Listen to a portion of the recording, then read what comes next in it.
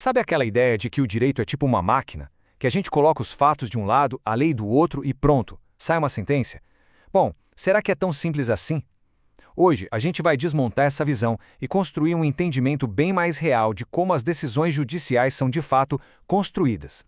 Então vamos lá. Essa ideia de que o direito funciona como uma equação matemática, ela é muito atraente. Lei mais fatos igual julgamento. Parece limpo, objetivo, quase científico, né? É uma visão clássica que promete uma coisa que todo mundo quer: previsibilidade. O problema é que essa visão de máquina, que muita gente chama de uma ilusão, foi assim muito criticada. Ela simplesmente não dá conta da complexidade do mundo real, das palavras que têm mais de um sentido ou daquela necessidade de fazer justiça num caso concreto. Isso leva a gente a questionar o motor principal dessa máquina. Essa peça central é a subsunção. É um nome técnico para uma ideia simples: encaixar os fatos numa regra da lei. Agora, se o modelo de máquina não funciona, quer dizer que a gente tem que jogar fora essa peça, a subsunção? E a resposta, o que é interessante, é não. E a gente vai entender direitinho o porquê. Ok, então antes de montar um modelo novo e melhor, a gente precisa justificar por que vamos manter essa fundação antiga. Existem 3 motivos muito fortes que mostram por que a subsunção, mesmo num mundo jurídico bem mais complexo, continua sendo absolutamente essencial. São esses 3 pilares: estrutura, verificação e legitimação. Juntos, eles mostram que a subsunção não é só uma relíquia do passado, não. Pelo contrário, é uma ferramenta indispensável para a gente ter um sistema jurídico racional e principalmente confiável. Vamos olhar cada um deles de perto?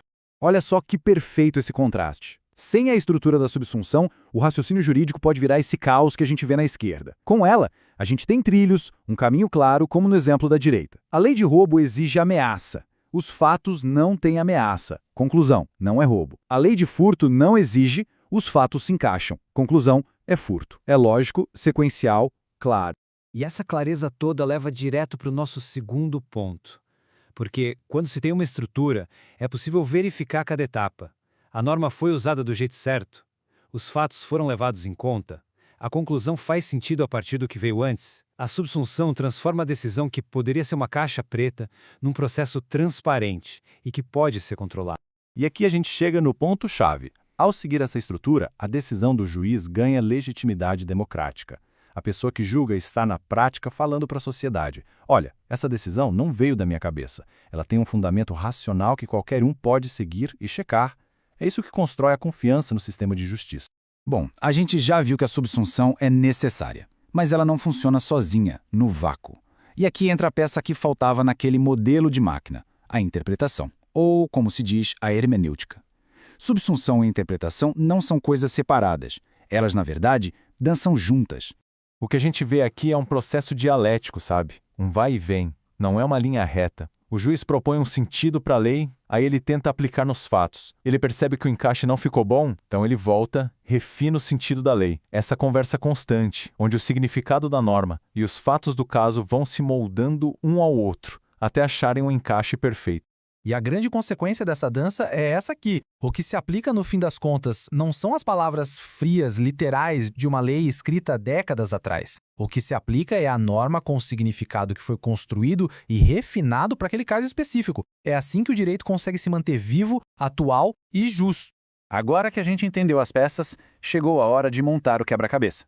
Vamos para uma fórmula moderna, completa, que captura essa realidade bem mais sofisticada do raciocínio jurídico, juntando tudo que a gente viu até agora. Tá aí a fórmula. São 4 etapas que formam um fluxo lógico. Interpretação, depois a qualificação, aí vem a nossa conhecida subsunção e, por fim, a consequência. Pode esquecer aquela ideia da máquina de vendas. Este é o processo real por trás de uma decisão judicial bem fundamentada. Vamos ver na prática como funciona. Pensa no caso de uma TV com um único pixel queimado. Primeiro, o juiz interpreta o que a lei do consumidor quer dizer com o defeito. Depois, ele qualifica o fato, o pixel queimado, usando a linguagem da lei. Por exemplo, vício oculto. Só então ele faz a subsunção, o encaixe, para finalmente chegar na consequência. Vamos dar um zoom nessa etapa da subsunção. Ela funciona, na prática, como um checklist.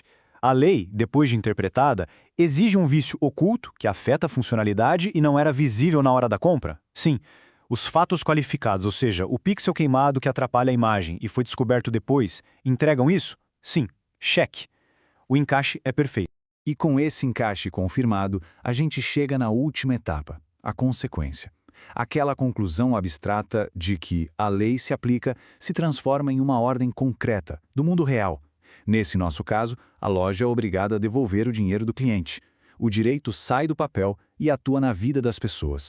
E assim, a gente completa essa jornada. A gente partiu daquele mito da máquina jurídica e chegamos num modelo muito mais real. Um processo de 4 passos que combina a flexibilidade da interpretação humana com o rigor de uma aplicação estruturada. É isso que garante não só a lógica, mas a chance de uma justiça de verdade em cada caso. Isso tudo nos deixa com uma reflexão final.